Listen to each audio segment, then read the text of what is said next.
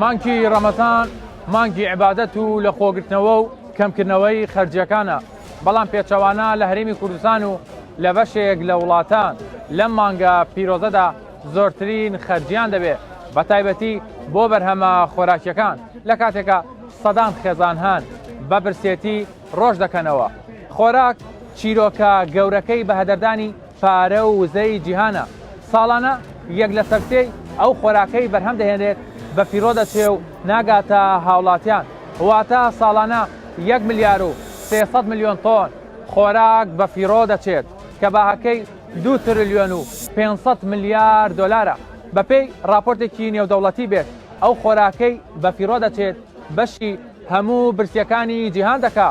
لە بوشانەوەی ئەم جارەدا بە دوواداچوون بۆم بابەتە دەکات. ساڵانە لە جیهاندا مسلمانان لە مانگی ڕەمەزاندا کۆمەڵێک ئامادەکاری دەکەن بە تایبەتی لە ڕووی ئاینیەوە، بەڵام ئەوەی دووبارە دەبێتەوە لەو مانگەدا زیادەڕۆییە لە کڕینی شتومەک و پێداویستیەکان بە بەراورد بە مانگەکانی دیکە. گۆڕینی خشتەی کڕین لە مانگەدا هۆکاری سەرەکیە بۆ بەفیڕۆچوونی بەرهەمە خۆراکیەکان کە ئەمەش پێچەوانەی ئاینی ئیسلامە. مەبەستمە بە دوواداچوونێک بۆ ئەم بابەتە بکەم لە ناو بازاردا لە کڕیاران و فرۆشیاران بپرسم بۆچی لەم مانگەدا خواست بۆ کڕینی ئەو بەرهەمانە زیاد دەکات. شێوازی کڕین لە مانگی ڕەمەزانە بۆ ئەم پێداویستیانەی دوکانەکەی تۆ چۆنە لەلایەن هاوڵاتیانەوە؟ شێوازەکان دەگۆڕێ، هەموو ڕەمەزانان دەگۆڕێ، نەک ینی بە شێوازێک خەرک ڕوو لە بازارەکە و ئەشیا کڕێ وا دەزانی ئەشیاکان نامینێ. بەرام لە عینی کاتدا ئەشیاکان هەمویان زۆرن، خەرکەکە لەبەر زۆربەی زۆر لەبەر بێتاقەتی و ئەوەی خۆیتی دەرێ دەکڕم با 2 ڕۆژ دەکڕم با 3 ڕۆژ دەکڕم لۆی هەتا بزانم ئەو 3 ڕۆژەی لەگە ڕەمەزان لێ ڕادێم ئەو جا خەرکەکە سەر دی ئەشایکە دەکردەوە. ماشاڵەن کە برسیت بوو بڕیاری ئەومە دەشت کڕی هاوڵاتیانش کە بە ڕۆژوو دەبن دێنە بازارەکەەوە شت دەکردن، ئامە کاریگەریە لەزەر زۆر شتکردن و لە ماڵی شۆنەی خۆن و بەکاری نێنن. ئەوە زێدە ئیسرافە. من داوا لە هاوڵاتیان دەکەم ئەگەر شتێک زۆر پێویست نەبی نەیکڕم، ئەو شتانەی کە پێویستە هەموو کات حەقە بیکڕێ، بەرام بەو شێوازەینە باوە بکەن بە یەکجار ڕوو لە بازار نەکەن لۆ ئەوەی کە ئەو موادە خەرکەی فەقیریش بتوانی بیکڕتن، نەک هەرچی بێ کابرا بێ لۆ فەردە برنجێک بێ 2 فەردەی بکڕی 5 کیلۆ شەکری لازمە بچی 10 کیلۆی بکڕی، نا با 5 کیلۆی بکڕی بۆ ئەوەی وەزعەکە نەشێوێ و خەرکەکە ڕوو بە یەکجار لە بازار نەکات. وڵا پێویستە هەلۆ باردۆخەدە پێویستە ڕەچاوی باریدارایی خۆیان بکەن و شت زۆر نەکردن، هەشتانە بکردن کە بتوانن بیخۆن و یعنی زیادە مەسرفی نەکەن. بەڕاستی پێویستە خەڵک ڕەچاوی و باری زۆر دۆخە بکە و ئەو باریداراییە بکات. کاک حاجی ئێستا هاوڵاتیان لە مانگی ڕەمەزانن شێوازی کڕینەکەیان گۆڕیوە یار وەکو پێشتر؟ نا بەخۆ ئێستا شێوازی کردنەکەیان گۆڕاوە. چۆنە؟ مەسەڵەن پێشتر کابەدا چلوێک گۆشتی ئەکڕی پێشی ڕەمەزان، ئێستا دێت 3 کیلۆی دەکرێت 4 کیلۆی دەکڕیتن. ئێستا چکە لەبەر ئەوەی ڕەمەزانە ناتوانانی بێتە دەرەوە، بەڵام لە عینی کاتیشدا باشش نییە، چونکە گۆشکە چوە نامەزەمی لێ وەکو مەستەعی هیچ ئەوەی لێ نایە وەچ مەستەعی لێ دێتن. حەز ناکەی مەسەن لە ڕەمەزاندا خەڵک زیاتر خواردن و شت دەکرێت و دوای ناشی خۆ خەساردا بالفعل زۆر ئێستا مەثەڵەن خەڵکی ئێستا ئەو خواردنەکەرێ دەنێ هەمووی ناخوا خەساریش دەبێت، زیێدە ئیسرافیە.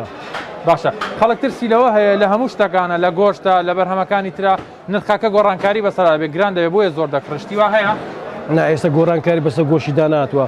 ڕاستە ئێستا مەسەن هەر ئاژەڵێکی گەورە 500,000 دیناری بەسەرکەوتووە، ئاژەڵێک بچووک 70,000 بەسەرکەوتووە، بەس ئەو قووەتەی نییە پارەی ناکە. ئێستا مەثەڵەن پێشتر نەرمەمان دەفرۆش بە 12,000 دیناری، ئێستا بە 4 ڕاستە بە 4 بەڵام بە 4 ناکە. ڕاستە ینی خەڵک نیەتی بکڕی. خەڵک ئێستا زیان مەسرەفیەکە یان نایکات؟ لە ڕەمەزان ئیسرافەکە لە ڕەمەزانە خاصە ئیسرافەکرێ، بەخوای خەڵک ئێستا مەسەڵەن و چەندی بخۆی چەندی پێویست بێ ئەوەندەی بکڕی باشترە، نەک زێدە ئیسرافی بکەیت. خەرک یعنی زیاد مەسرفەیەکە. زیاد مەسرف چییە؟ کابرا دەبینی ترش و برنج و گۆشتی لێدنێ لە ماڵێ، یعنی تەمەشا دەکە ئەوەندەی پێدەخورێ کەمەچ پێدەخورێ کەمە و کەچ پێدەخورێ هەر زیاد مەسرفەکە ترش و برنج و گۆشت و ئەچی دوای ئێوارە پاشی مەلای مەغریبی هەمووی ئەڕێژی لە ناو جۆگەیەکە ئەرێ وەڵا قوربان ئەوە زیاد مەسرفە گوناحە. زۆرترین ئەو بەرهەمە خۆراکیانەی لە ڕەمەزاندا بە فیڕۆ دەچێت: برنج، شیرنەمەنی، بەرهەمە گۆشتیەکان، سپیایی، بەرهەمی سپیایی، سەوزە و میوە. ئاینی پیرۆزی ئیسلام بە هەموو شێوەیەک دژی زیادەڕۆییە لە بەکارهێنان و پێداویستیەکان، بە تایبەتیش لە مانگی ڕەمەزاندا کە مانگی هەستکردنە بە کەسانی هەژار و کەم درامەت. بۆیە بە پێی وتەی مامۆستایانی ئاینی بێت ئەو کەسانەی زیادەڕۆیی دەکەن لەو مانگەدا گوناهبار دەبن.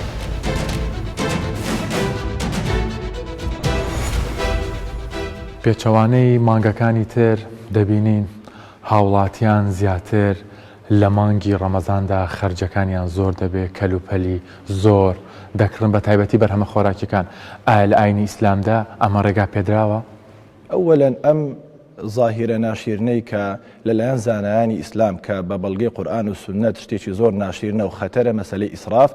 ئەم ئیسرافە بەهۆی حالی نەبوونە لە دینی خوا و لە شەریعەتی خواوە. ئەگەر ئینسان سیر بکاتن، خوای گەورە دەفەرمی وەکول و وەشڕەبوو وەلا توسریفوا، حەدێکی داناوە، بخۆنەوە بەڵام حەدێک دانراوە، نابێت لەم حەدە زیاتر تۆ سەرف بکەیت کە پێویست ناکاتن، دەبێت بە زیادە و بە گوناح لەسرت. ئینەه لا یحب المسرفین، کەواتە ئەمە زۆر خەتەرە. عیلەتەکە دیاندرا دیاریکرا لێرکانە ئەگەر تۆ ئیسراف بکەی زیاد لە حەدی خۆت شتەکە بەکاربێنی ئەو بوو بەچی ئینەه لا یحب المسرفین، ئەمە زۆر خەتەرە تۆ خواتی خۆش نەبێ، لەژێر ڕەحمەتی خوا نەبی، تا تەوبەی لەسەر نەکەی. کە دەڵێن ئیسراف زیاتر لە مانجی بە بەردەوام ئیسراف هەر هەیە، بەڵام بۆ لە مانجی ڕەمەزانە. ئەگەر ئینسانی مسلمان حالی بێ لە مەقسەد و مەبەستی و حکمەتی ڕۆژوو، خوای گەورە کە ڕۆژووی داناوە ئیسراحەتدانە بەو مەعیدەیە، تۆ 11 مانگ بەس دەی خۆی خواردنی چاک دەخۆی، ئیسراحەتدانە بەلاشە. ئەم جەسەد و لەش و لارەی ئینسانیش پێغەمبەر دەفەرمێوە ئینە لجەسەدیکە عەلەیکە حەقە، ئەو مەعیدەیە ئەو گەدەیە ئەو لەش و لارە یعنی حەقی لەسەرەتەیە بیپارێزی. و پێغەمبەر صلی الله علیه وسلم ئێمە دەڵێن بۆیە دەڵێن یعنی خەڵک حالی نییە بۆ لە مەسەلەی ڕۆژوو، گەورەی ڕۆژوو، حکمەتی ڕۆژوو. یەکێک لە حکمەتەکانی ڕۆژوو ڕەمەزان ئەوەیە کە فێری سەبرت دەکا، فێری تەحملت دەکا. حکمەتێکی تری ئەوەیە کەوا هەستکردنە بە برسیەتی خەڵکی فەقیر و هەژار. تۆ ڕاستە 16 سەعات بە ڕۆژوو دەبیت، بەڵام ئەو هەست و شعورشت هەبی کە فتار دەکەیەوە ئەو سفرەی دەڕازێنەوە خەڵکێکەیە ساڵ 12 مانگ، خەڵکێکەیە لە عمری خۆی نەتوانیتن سفرێکی ئەوها دابنێتن. بۆی مەسەلەی ئیسراف بابەتێکی زۆر خەتەرە و زانایان حەزەریان لێ کردووە، زۆر حەزەریان لێ کردووە، شتێکی زەمکراویشە لە نێو زانایان. و خوای گەورە حەدی داناوە ناکرێت لەم شتە تۆ زیاتر بەکاری بینی، بیکەی خوای گەورە توی خۆش ناوێت. چونکە پێغەمبەر دەفەرمێتن مەعیدەتان بکەن بە سێ بەش، بەشێک بۆ خواردن، بەشێک بۆ ئاو، بەشێک بۆ هەناسە. یعنی تەسەوور کە خەڵک هەیە دێ بۆ نوێژی تەراویح هەناسەشی نەمایە، جێ ئاویش نەمایە. ئەو زۆر خواردنە ئەمە نەحالیبوونە لە مەقسەد و گەورەی ڕۆژوو. چونکە یەک لە حکمەتەکانی ئیسراحەتدانە بە مەعیدە و ئیسراحەتدانە بە لەش و لارەی کە 11 مانگە تۆ خواردن دەخۆی، لەو مانگەدا خۆت برسی بکە بۆی هەست بە خەڵکی فەقیر و هەژار بکەی. و ئیسراحەتدانیشە بە لەش و لارە دۆکە گوت پێغەمبەر فەرمووی وئینە لجەسەدیکە عەلەیکە حەقە. مسلمانان بە تایبەتی خەڵکانی هەرێمی کوردستان چی بکەن لە مانگە پیرۆزەدا بۆی ئەم ئیسرافە کەم نەکەنەوە، چاویان لە کەسانی فەقیر و هەژاری تر بێت؟ بەڵێ پێغەمبەر دەفەرمی 3 جارە فەرمی وەڵڵاهی ئیماندار نییە ئەو کەسەی کە خۆی تێربی جیرانەکەی برسیبی. بەتابەت لەو 2-3 ساڵە کە دەزانین خەڵکێک زیاتر وەزعی خراپە، ئینسان دەبی هەست بە مەسئولیت بکە، ڕۆژوو دەبی فێری هەوت کە هەست بە بەرپرسیارەتی مەسئولیت بکە. مادا ئەتۆ بەشەری مرۆڤ، خوای گەورە توی بە مرۆڤ دروست کردەوە، هەروەها مادا مسلمانیشی ئیمانەکەت دەبی بای ئەوەت لێ بکە کە بە ئەو ئیسرافە نەکەی. مادا زانی شتێک خوا زەمی کردووە، پێغەمبەر لە گەریدانیە، عولەما و زانایان لە گەریدانینە، تۆش دەبێ وازی لێبین. ئەی تەقوا یعنی چی؟ تەقوا ئەوەیە کە تۆ شتێک زانیت خوا و پێغەمبەر پێی خۆش نییە، خوا دەفەرمێ ئینەه لا یحب المسرفین، ئەی لەوە خەتەرتر زیاتر چی؟ یەکسەر دەبێ وازی لێبینی. تەواو علامەتی تەقوا ئەوەیە کە شتێک زانیت حرامە یان خراپە و خوا خۆشی ناوێت دەبێ وازی لێبینی. اینجا کە وازی لێ هینا لە بەرامبەردا هەست بە فەقیر و هەژاران بکە، یارمەتیان بدەیت، چونکە هەموو برا مسلمان و خوشک و برای تۆنە لە نەتیجەدا. بەهۆی ئەو خواستە زۆرەی لە مانگی ڕەمەزان بۆ بەرهەمە خۆراکیەکان هەیە، ڕاستەوخۆ کاریگەری دەکاتە سەر نرخی ئەو بەرهەمانە. ئەمەش بە هۆکاریەوەی بازار ئازادا لە هەرێمی کوردستان. حکومەت دەتوانێت تەنها چاودێری بازار بکات و ڕێگری لە قۆرەخکاری بکات. ئەوەی ئەمێنێتەوە دەکەوێتە سەر ئەستۆی هاوڵاتیان کە بە هیچ شێوەیەک پێویست ناکات گۆڕانکاری بەسەر خشتەی کڕین بهێنن لە مانگی ڕەمەزاندا. کڕینی ئەم هەموو شتە زۆرە ناپێویستیە. ئایا شتێکی ئاساییە لە بازاڕەکە و کارەکەشی چییە؟ خۆی بەداخەوە ئێمە ئەبێ سەیری واقع بکەین ئەوەی کە ڕەمەزان و مەهامی ڕەمەزانە لە ڕاستیا وردە خەریکە لە دەستدا، چی ڕووکارە دینیەکەی سەیریکەی، چی ڕووکارە زانستیەکەی سەیری بکەی. ڕەمەزانە بوو زۆر لەوە جوانتر و باشتر پیشانمان بایە. لە بازار و بزنسە شتێکی هاوکێشەیەکی ئەڵێ کاتێک ئینسانەکان برسین وا باشە کڕین ئەنجام نەدەن، بەڵام ئێمە لە کاتی برسیەتیە بەداخەوە بڕیاری زۆر هەڵادەین لە کڕینە. بۆیە ئەمە تەنانەت لە واقع و لە بارودۆخی ئاسایش هەر دروستە. بۆیە ڕۆژانێک کە تۆ پێش ڕەمەزانیش کە برسیتە بێ وا باشە خێرا بڕیار نەدەیت، چونکە ئەڕۆیتە مەتعامێک جاری وایە داوای قاپێک بریانیەکەی، بەڵام کاتێک دەسەکەیتە ئیشی عملی و خواردن ستێکەی 50% خواردنت بۆ خوێ. بۆیە گرینگە لە کاتی خۆیان خواردن بخۆی. بەڵام لە ڕەمەزان ئێمە لەبەرەوە پابەندبوونێکی عیباداتیمان هەیە و پێمان وایە خوا لە خۆمان ڕازیەکەین و بەشێکە لە خواستی دینی ئێمە، بەڵام هاتوین بێ ئەندازە ئیسرافیەکەکەین کە پێچەوانی خواستی دینە، کە پێچەوانی گیرفانی خۆمانە، کە پێچەوانی بڕیارێکی ئابووری تەندروستە بۆ گیرفانی خۆمان. بۆیە زۆر گرنگە ئێمە وەکو تاک بگەینە ئەو مەرحەلەی کە کڕینەکانمان لە کاتی برسێتی ئەنجام نەدەین. چۆن ینی چۆن ڕێسا ئابوووریەکان چیمان پێڵێن لەم مانگەدا چی بکەین؟ مەسەن وەکو ئابووری ناسێ وەکو شارەزایەک لەو بوارە چی بکرێت لەم مانگە باشە نمونەیەکی جوانە تێنایە، بەڵام چی بکرێت بۆی بە تاواتی ئیدارەدانی خۆمان بدەین. مەرجیش نییە مەسەن پارەکەش ببەخشین، بەڵام بۆ خۆمان ئەم زیادەیە نەکەین لە ڕووی ژینگەیەوە، لە ڕووی تەندروستیەوە، لە ڕووی ئابووریەوە لەم مانگەیە منە زەرەر لە خۆمان نەدەین. خۆی بابەتی زیادە خەرجی بابەتێکی جیهانیەوە لە زۆرێک لە وڵاتان لە ڕاستیان مناڵ لەسەری پەروەردەکرێ. ئەم مناڵی من چۆن پەروەردە بکەم بۆ ئاراستەیە بیبم کە فێر بێ زیادە خەرجی نەکات، کە فێر بێ کە بۆ نمونە ئەگەر چپسێکی کڕی بای 250 من 500 نەیەمێ چی ئەکڕی چی تەیەمێ. ینی منە بینم بۆن منە دایک و باوک لەگەڵ یا هاوڕێی خۆم بۆ ڕێم کردو لەگەڵی مناڵەکە تۆ 25,000 داوە پێوتێ بڕۆ خەرجکە. ئەمە کارەساتە بۆ یەکەم بۆ باوک خۆیەتی، دوم بۆ مناڵەکەیە، چکەم باوکە نامێنێ لە دنیا. بەڵام ئەم مناڵی بەم سیستەمە پەروەردە کردووە سبەی و دوو سبەی ناتوانێت بژی کاتێکەکەوێتە لێزمە، کاتێکەکەوێتە قۆناغێکی سەخت. کەس نەبێ میلەتی کورد هاوڵاتی ئێمە بێ لەوە تێبگەین. ئێمە هاوڵاتیەکمان هەیە کە دنیایەک شۆڕشی بینیوە، دنیایەک ئاوارەی بینیوە، دنیایەک کارەساتی بینیوە، دنیا چەندین جار هاتووەتەوە سەر سفر و جارێکی تر دروست بووەتەوە. بەڵام ئێمە زووش لە بیرمان کردووە، زوو لە بیرمان کردووە لە کارەساتەکانی خۆمان، لە گیرفانی خۆمان، لە ئابووری خۆمان. هاوڵاتیەکمان هەیە لە تەنیشتا بینین ڕۆژانێک 1000 دینار نەبوو لە گیرفانیا، ئێستا 10,000 لە گیرفانیا نازانێ زیادە خەرجی تیاکە. من بە بەردەوامی وتومە زۆرینەی ئێمە بیر لەوە ئەکەینەوە چۆن پارەیەکی زۆر کۆ بکەینەوە، بەڵام بیر لەوە ناکەینەوە چۆن خەرجی بکەین. لە مانگی ڕەمەزاندا زۆرترین بەرهەمە خۆراکیەکان لە بەشێک لە وڵاتان فرێ دەدرێت. ئەگەر باسێکی هەرێمی کوردستان بکەین کە ڕۆژانە 6 بۆ 7,000 تۆن خۆڵ و خاشاکی هەیە، بە ڕێژەی 165 بەرهەمی ئۆرگانیکن، واتە بەرهەمە خۆراکیەکانن.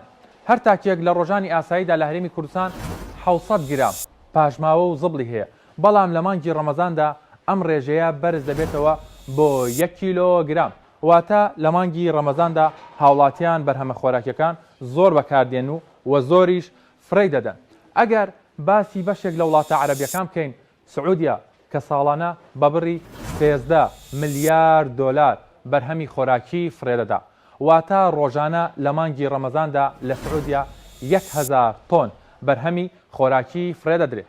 لە وڵاتێکی وەکو ئیمارات ڕۆژانە لە مانگی ڕەمەزاندا 500 تۆن بەرهەمی خۆراکی فرێدەدرێت، لە کۆیتیش ڕۆژانە 400 تۆن بەرهەمی خۆراکی فرێدەدرێت. لە وڵاتێکی وەکو بەحرینیش ڕۆژانە 250 تۆن بەرهەمی خۆراکی فرێدەدرێت. هەموو داتا و ئاماژەکان ئەوەمان پێدەڵێن ئەو بەرهەمە خۆراکیانەی کە لەلایەن ئەو وڵاتانەوە فرێدەدرێت بەشی هەموو برسیەکانی جیهان دەکرێت. بە شێوەیەکی گشتی لەسەر ئاستی جیهان 1 ملیار کەس برسیە، واتە لە هەر نۆ کەسێک برسیە. بۆیە ئەم خۆراک و بەرهەمانەی کە لایەن ئەم وڵاتانەوە فرێدەدرێت بەشی هەموو برسیەکانی جیهان دەکات. هاوکات ئەم زیادەڕۆیە لە کڕین و بەکارنەهێنانی ئەم پێداویستیانە زەنگێکی مەترسیە بۆ سەرژینگە، چونکە تا ئێستاش بەشێکی زۆر لە پاژماوەکان لە زبڵ و خاشاک لە هەرێمی کوردستاندا زیاتر بەرهەمی پلاستیکین کە ئەمەش بە دۆستی ژینگە دانانرێت. سەرۆکی دەستەی ژینگەی هەرێمی کوردستان باس لە هەوڵەکانیان دەکات بۆ کەمکردنەوەی بەکارهێنانی بەرهەمی پلاستیکی بە تایبەتی لە مانگی ڕەمەزاندا.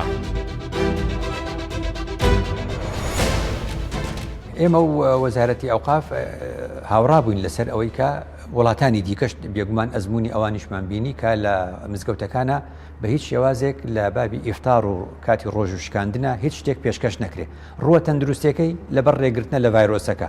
بەڵام ئێمە ڕۆژینگەیەکەمان لێکداوەتەوە. ڕۆژینگەیەکەی ئەوەیە ئەمڕۆ لە سەرداسەری کوردستاندا ئەگەر لە 6,000 مزگەوت ئیفتاری جەماعی بکرێ بە کۆمەڵ ئەوە مانای وایە هەر مزگەوتێک چەند هەزارێک یا چەند سەدێک لەوێدا کۆ دەبێتەوە. هەر یەک لەوانە دەبەیەکی پلاستیکی ئاو بەکاردێنێ، هەر یەک لەوانە دوو قاپ پلاستیکی بەکارهێنێ، دوو کەوچکی پلاستیکی زیاتر یان کەمتر بەکارهێنێ. لە هەمان کاتیشدا حسابمان کردووە بە نزیکەی 1,800,000 مەتر سفرە.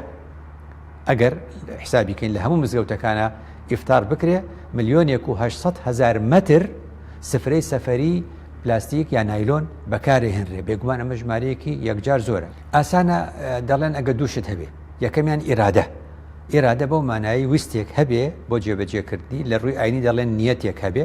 خاڵی دووەمیشیان کارکردنە لەسەری. بۆی دەڵێن هەرێمی کوردستان وەکو قسەیەکی باو دەڵێن ئێمە کەممان نییە لە یاساکان، بەڵام گرفتمان هەیە لە جێبەجێکردنیدا.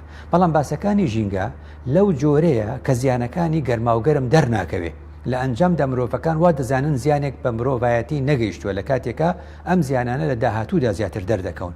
لەبەرەوە ئەبێ ئێمە بە سیاسەتێک کارکەین، نە سیاسەتی پشتگیری، ئێمە هەوڵێک بین و بڵێن پشتگیریتان دەکەین، بەڵکو بە سیاسەتی پێشگیری، واتە پێش ئەوەی شتەکان ڕووبن ژینگە ئەو هەوڵە بە. لەبەرەوەی دەڵێن یەکێ لە جیاوازیەکانی نێوان ژینگە و تەندروستی چییە؟ تەندروستی ئەو ساتە وەختەیە کە تۆ کەسێک پێویستی بە خەستەخانەیەک بە نەخۆشخانەیەک دەبێ بۆ چارەسەر کە بەڕاستی نەخۆش کەوتووە. نەمان بینیەوە کەسی ساغ ڕوو لە نەخۆشخانە بکە. کەواتە ئەو ساتە وەختە مرۆڤ ڕوو لە نەخۆشخانەکان دەکات کە نەخۆش دەکەوێ. بەڵام ژینگە هێڵی یەکەمی بەرگریە کە نایەڵێ نەخۆشکەوی لە ڕێگەی پاراستنی پێکەنەرەکانی هەوا، پێکەنەرەکانی ژینگە کە ئاوە، کە هەوایە، کە خاکە، کە دوورخستنەوەی مرۆڤەکانە لە ژاوەژا و کە دوورخستنەوەی مرۆڤەکانە لە پیسبوونی هەستی بینین لە مادە تیشکاوەرەکان لە هەموو ئەم گۆڕانکاریانی ئەمڕۆ لە کەش و هەوادا ڕوودەدە. خاڵی زۆر گرنگ لە وڵاتی ئێمەدا کە بایەخی پێبین هەمیشە گوتومە پرسیارێکە هۆشیاری یاسا دروست دەکا یان یاسا هۆشیاری دروست دەکا. دەڵێن هۆشیاریش یاسا دروست دەکا کاتێکە دەبێتە ڕای گشتی لە نێو کۆمەڵگەدا پەرلەمان ناچار دەکا بە دەرهێنانی یاسایەک. بەڵام دەڵێن هەندێک جاریش پێویست بەوە دەکات لە سەرێ واتە لە ئاستی یاسا دەرچێ ئەو کاتە یاسا دەبێتە مایەی پابندکردنی هاوڵاتی پێوەی بەوە ئەبێ بە یاسا ئەبێ بە هۆشیاری لە هەمان کاتیشدا دەگۆڕێ بۆ کەلتور. کەواتە ئێمە پێویستیمان بە ڕۆشنبیری ژینگەیە کەەوە ئەرکێکە ئێوە وەکو ڕاگەیاندن ئەنجامی دەدەن. پێویستیمان بە پەروەردەی ژینگەیە کە قوتابخانە تا ئەوکو ناوەندەکانی خوێندن و زانکۆکان و پەیمانگەکان ئەنجامی دەدەن. لە دوای ئەوە پێویستیمان بە جۆرێک لە ویژدانی ژینگەی هەیە. لە کۆی ئەم دووە لە نێو مرۆڤدا ویژدانێکی ژینگەی دروست دەبێ کە هەست بە ئازار دەکا کاتێکە ئەزیەت و زیان بە ژینگە دەگرێت. زۆرترین پێکاتەکانی زبڵ لە هەرێمی کوردستان مادەی خۆراکی و ئۆرگانیەکان بە ڕێژەی 180، بەرهەمی پلاستیکی بە ڕێژەی 106.3، بەرهەمی کاغەز بە ڕێژەی 105.9، بەرهەمی کانزا بە ڕێژەی 103.6، بەرهەمی شوشە بە ڕێژەی 103.4. یەکێک لە سوودە هەرە گرنگەکانی ڕۆژوو بۆ تەندروستی مرۆڤە، بەڵام بەهۆی زۆر بەکارهێنانی بەرهەمە خۆراکیەکانەوە بە تایبەتی لەسەر خوانی ئێوارە جگەلەوەی لە ڕووی ئابوووریەوە زیان لە خێزانەکە دەدا و جارێکی دیکەش لە ڕێی زۆر خواردنەوە زیانی دەبێت بۆ هاوڵاتیان. بەمەش هاوڵاتیان دەیانەوێت قەرەبووی ژەمەکانی دیکەش لەو ژەمەدا بکەنەوە. ئەم هەموو بەرهەمە خۆراکە دەبینین لەسەر سفرەکانە لە کاتی بەربانکردنەوەیە. ئایا ئەمە زیان بە تەندروستی هاوڵاتیان ناگەێنێت؟ وەڵاهی من ئەڵێم ئایا بۆیان نەکرێ هەمووی بخۆن لە بەرەوەی زۆردار وەکو وتم ئێمە چاوبرسیە بین کاتێ بە ڕۆژوە بین حەزەکەین هەموو شتێکمان لەبەردەم هەبێ بەس کاتێکەیە سەرەوەی نان بخۆین و مەلا بانگیاوە سەرەکەین زۆر شتمان بۆ ناخورێ بەڕاستی لەبەرەوە نابێ ئەو فکرکردنەوەیمان هەبێ ئەگەر باش بخۆین بەیانی برسیمان نابێت چونکە بەو شێوەیە نابێت بیرکرێتەوە بەڕاستی من بەوەشی نبینم یعنی من پێم باشە بە هەموو شێگۆک وتم سەوزە لەسەر سفرەیە هەبێت و خواردنەوە هەبێ بەڵام بە هیچ شێوەیەک ئەو هەموو خواردنەی جۆرا و جۆری قورس لەسەر سفرە نەبێ کە لەوانەیە بە دوو شێوە کێشەمان بۆ دروستەکەکەمیان وەکووتمان بواری تەندروستی بۆ کەسەکان کە بە شێوەیەکی زۆر بێوامالێکان لەشمان قورس بێت تااقەتمان نەمێنێ زۆر کەسەیە هەردوای نان خواردنی ئیفتار ڕەسەن خەوی لەیەکەوێ ئەوە خۆی ماناکەیەوەیە کە زۆرت خواردووە و بە شێوەیەکی کەش بەڕاستی لایەنی ئابووری کە کێشە دروست دەکات لەبەرەوەی تۆ خواردنێکی زۆر دائەنیت کە خەسارە بێ بەڕاستی و جێگەی داخە چونکە هەموو خواردێک بە فرێشی بخۆی باشترە کەواتە ئەگەر ئەو خواردنی کە لەسەر سفرەکان هەن و هەندێک کەس هەیە ئەڵێ ئەی هێڵمەوە بۆ ژەمێکی کە ئەیخۆین وا باشترە کەم بێت و هەموو کاتێ بە فرێشی حازر بکرێ بەڵام بە ئەوەندەی کە پێت بخورێ و بەڕاستیەوە چانسێکی زۆر باشە بۆ هەموو مرۆڤێک کاتێک کە بە ڕۆژوە بێ ئەو مانگە مادام توانی بێتت ئەوەنە سەعاتەنان نەخۆی هەر پابندی ئەوەش بە کەم نان خۆی وەکو هەستێکی خۆشە کە بۆت هێنان خۆی بەڵام مێڵەوە بێت کە هەموو باشی و سوودەکانی ڕۆژ و عکس کاتەوە لە ئێوارێ بۆچی لایانی تەندروستی تا ئێستا لە هەرێمی کوردستان چۆڵی کاریگەریەوە تۆی دروست نەکردو لەسەر ئەم تاکەوەک و هۆشیاریەک بۆی بتوانێت لە کاتی ئەم بەربانگ و ئەم مانگی ڕەمەزانە ئەم هەموو فشار لەسەر خۆی نەکە ئەم کەسانە بەڕاستی من لەوانەیە بۆ ئەوە بڕوات ئێمە کاتێ زۆربەی هەرە زۆری خەڵکی بە تایبەتی هەونیشتمانیانی کوردستان و ئەم بڵین هەموو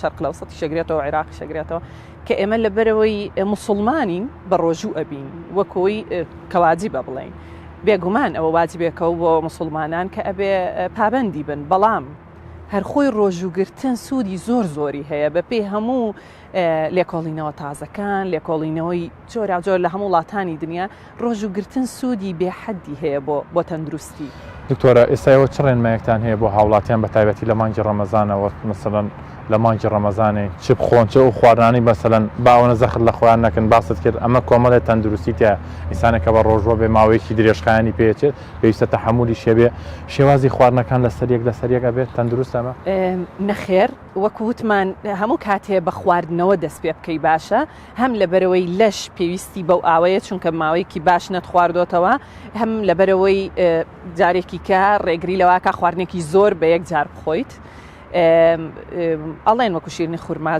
باشە و ئەم شتانەوە هەموو سفرێک سەورەکەم تایبەوە کووتمان سووب ئەبێ بخورێت و سەوزە ئەبێ هەبێ بەڵام هەر کەسەوە بە چێشی خۆشی توانێت خواردنی ئەمە زۆر بخوا بەڵام نابێت بەو شێوەیە بێ کە ئیتر لەسەر سفرە نەتوانێت هەڵسەیە یان هەر کەسێک کە زانی ئەم ئێوارەیە کە نانی خوارد و ڕەسەن خەوی لێکەوت ئەبێ بزانێ زۆری خواردووە و لە کاتی پارچەی شا خواردنی قورس نەبێت چونکە جارێکی کە بۆ هەرسکردن کێشەیە و لەوانێ بەیانیان کە هەڵەسن تووشی کێشەی هەرسکردن و لەوانێ ئازاری نازکردن ناکە دکتۆرە بێگومانە چونکە ماوەیەکی باشت هەیە لە ئیفتارەوە بۆ پارچە و بتوانی بە هێواشی و بە کەمی نانەکانت تاواپێ بیخۆ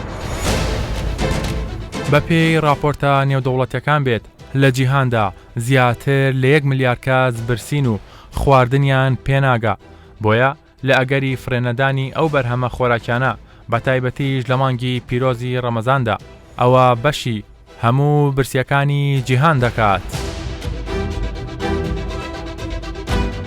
ئێستا لە دنیادا مرۆڤ ڕووی کردووەتە دیاردەیەکی ناپەسەند کە لە ڕووی ئاینی و ئابووری و ژینگەیشەوە جێگای قوبڵکردن نیە ئەویش بە هەدەردانی خۆراکێکی زۆرە. تەواوی دیانەتەکان و بە تایبەتی ئاینی پیرۆزی ئیسلام بە هەموو شێوەیە دژی زۆر خەرجکردنی پێداویستەکانە کە لە ژیانی ڕۆژانەماندا بەکاری دێنین. هەموو ئاماژەکان بۆ ئەوەن کە دەبێت لەم مانگە پیرۆزەدا چۆن گرنگی بە تەندروستیمان دەبێت ئاواش دەبێت خەرجیەکان کەم بکەیتەوە لە هەمووشی گرنگتر دەستگیرۆیی کەسانی کەم درامەت و هەژار بکەین. ڕۆژوو عیبادەتی هەموو لایەک قوبوڵ بێ و مانگێکی پڕ خێر و بەرەکەت بێ بۆ هەموو لایەک.